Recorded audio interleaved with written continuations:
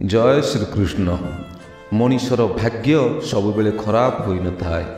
बेले बेले मनीष निजे भूल निर्णय नहीं निज भाग्य को खराब करी थाए। अन्य को दुख दे जदि तुम्हें खुशी रहिबा को चाहूथाओ मने रख से सुख बेसी दिन होई न थाए। जहा को छाड़ी आमे गोटे मुहूर्त रही परिबा नाही सेही व्यक्ति आमको एकुटिया रहिबा को शिखै देई थाए। अन्यर अमंगल चिंता करुथिबा लोकर केबे भी मंगल हुए ना। सुंदर चेहरा किंबा सुंदर कंठ द्वारा भल संपर्क होई न थाए। संपर्क विश्वास द्वारा होई थाए। जेउ दिन आपणकर धन सरीजिव सेही दिन ठारू आपणकर बंधु बांधव कमी जिवे। कारण संपद बेले सर्वे सखा विपदे न दियंती देखा। परोपकार संसारर सर्वश्रेष्ठ धर्म अटे। मिथ्या कहूथिबा लोकर केबे भी उन्नति हुए नाही। निज लक्ष्य स्थल रे सत्य कहूथिबा लोक पहुँची जाइथाए। सुखरे रहिबार गोटिए उपाय हेउछि निजे निज उपरे विश्वास रख। मनीष पाखरे टंका थिले तार गर्व अहंकार बढ़ी जाइथाए। आउ सेही गर्व अहंकार दिने तार समस्त संपर्क को नष्ट करि देइथाए। मनीष दुई जनक ठारू सदा सर्वदा हारी थाए। निजर परिवारठू एवं निज पसंदर मनीष ठारू जहाकू से भल पाउथाए। समय जेतेबेले न्याय मागिथाए सेही समय रे कौनसी प्रमाण देबाकू पड़ी न थाए। कारण समय कर्म अनुसारे फल देइथाए। संपर्क समस्तंक सहित रख किंतु विश्वास निज उपरे रख। बदलुथिबा समय एवं बदलुथिबा लोकंकु केबे भी भरोसा करंतु नाही। जो माने कैमेरा आगरे तुम सहित फोटो उठाउछंती सेमाने तुमर निजर नुहंती। जो माने विपद बेले छिड़ा हुअंती सेमाने तुमर निजर अटंती। पेटर भोक जहाँ तुमको शिखै थाए ताहा कौनसी यूनिवर्सिटी किंबा कौनसी विश्वविद्यालय शिखै न थाए। जी पाठ न पढ़ी सब शिखि थाए तार नाम जीवन अटे।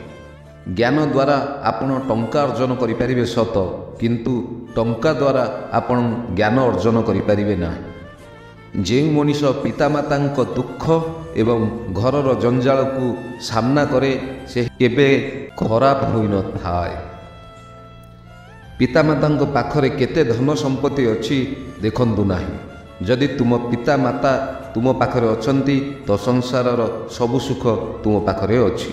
घरे खुशी सेही दिन लगी थाए जेउ दिन तुम माँ हसुथिबे एवं तुम बापा टेंशन फ्री थी।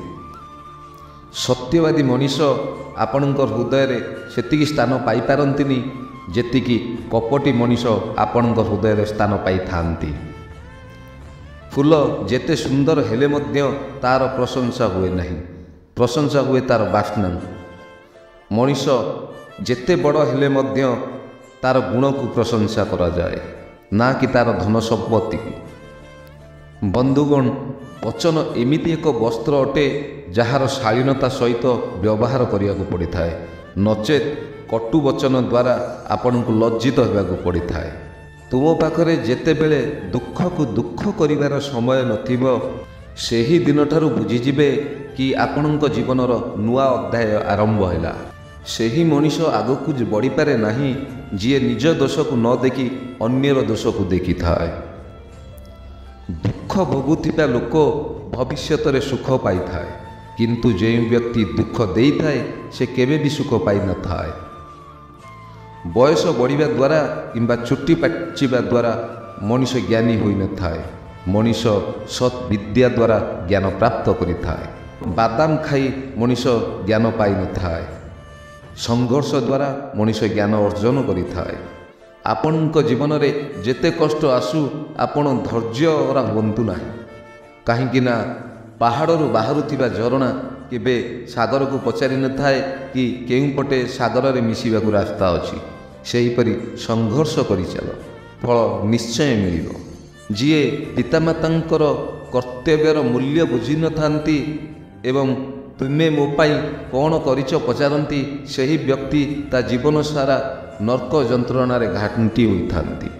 जी समस्तंक मंगल रे निजर मंगल चिंता करे से सिद्ध पुरुष होता। रहिली। जय श्रीकृष्ण।